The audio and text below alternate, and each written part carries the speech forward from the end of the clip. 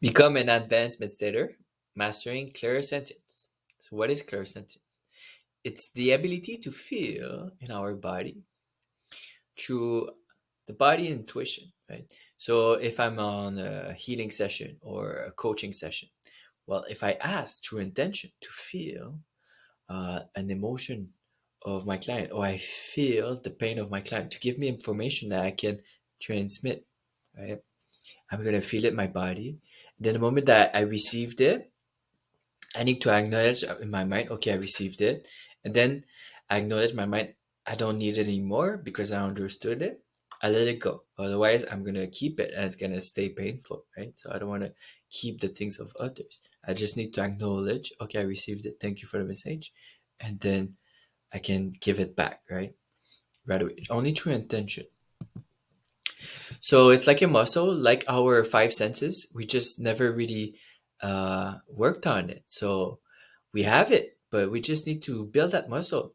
So as we work on it through this 21 days in meditation, and we acknowledge it, it's gonna start strengthening. The different form of clairsentience is the most common is the goosebumps, right?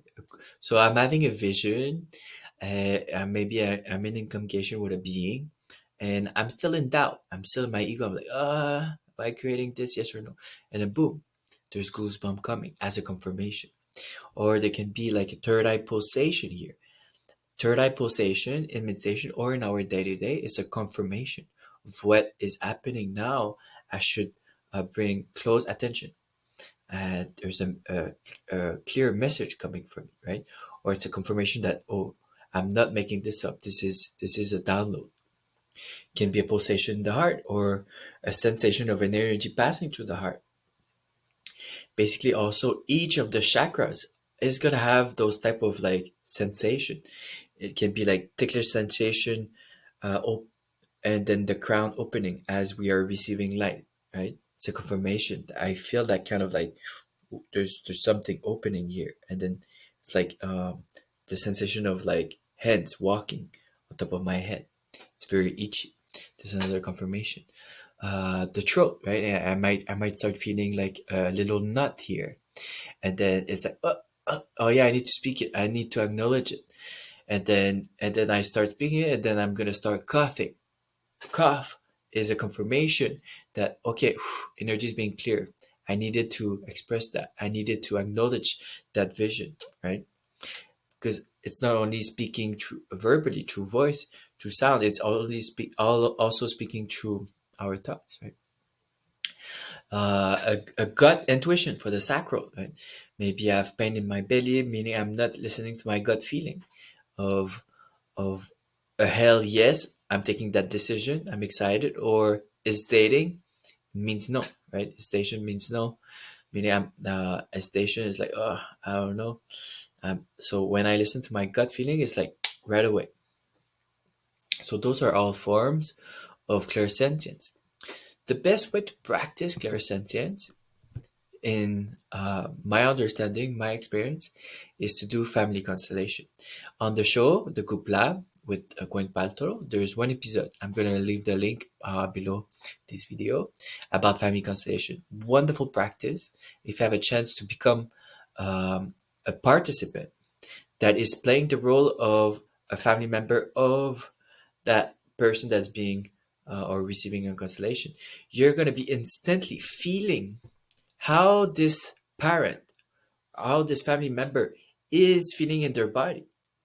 Example, last time I played the role of the father of someone. Instantly, the moment that we opened the vortex, boom, I started feeling like there's a brick on my head. It was like so heavy. It was, and then I had to express it right away. So that again, we need to narrate what we are feeling. We narrate in our mind, or we narrate through the voice if we need to speak to others that information, right? But as we narrate, we acknowledge it. So I felt, oh, okay. And then you find words. I feel like there's a big brick in my head. I feel like, oh, I need to give that brick to someone. I feel like I need help from others. I feel like others need to feel my pain. Like I feel so lonely in that pain. And then you express. Oh, also, I feel like that pain is linked to like there's a dot there on my liver. There's some kind of like anger here behind that pain. And then you express all those things, right? In meditation, when you're by yourself, you narrate all those feelings. Because as we go deeper and deeper in the meditation, we are going deeper and deeper in our subconscious mind. So all the things that we're sleeping all our life, we're started becoming aware of them. Sometimes people told me, "Hey, I did this meditation, it was wonderful, but at the end of the meditation, I started having that pain. That I did something wrong in the meditation." Actually, no, that pain was there all their life. It's just that they went so deep in their subconscious mind that now they are aware of that pain, but they were living in the day to day, right? Not aware of it, sleeping, right? So those are the benefit of becoming an advanced meditator. Slowly, as we are in total stillness, creating fractal of coherence in theta brainwave, right? And then we're fully present. We start being aware of all those blockages in our body. And then if you find tension like this deep in the meditation, just bring attention into it. Acknowledge it, see it. It's a frequency, maybe like a dark frequency that's been stuck there, most likely a trap emotion. There's other type of dark frequencies, but overall the darkness just need to be seen. It went into the dark side because it felt lonely, so just watch it, bring attention into it, and then observe it from the outside, and then see it for what it is. Just listen to it, just acknowledge it, just say, "I love you, I see you, I understand you, you're not alone anymore," right? You need to see it as an entity. And then slowly, it's going to start remerging with the whole because it was there in pain. It's because it felt lonely, right? It felt that it was not being listened to. That's it. So that's part of the transmutation process, listening to those different parts, those different characters, those different stories that can be linked to different version of our inner child, that can be linked to different version of our psyche, our king archetype, queen archetype, lover archetype, magician archetype. It can be linked to different chakras that are linked to different life dimension, right? So as we bring attention to it, just observe it. Don't try to push it away. Don't try to change it, right? Because when we try to change others, it's like we're pushing them. What they want to do, they just want to protect themselves. They just want to run away. It's going to be the same. Imagine you're just holding space. You're the best space holder with compassion, with presence, active listening. That's it. Everything in the universe is just an entity, an organism. It just wants to be seen. You got this. And yes, start listening.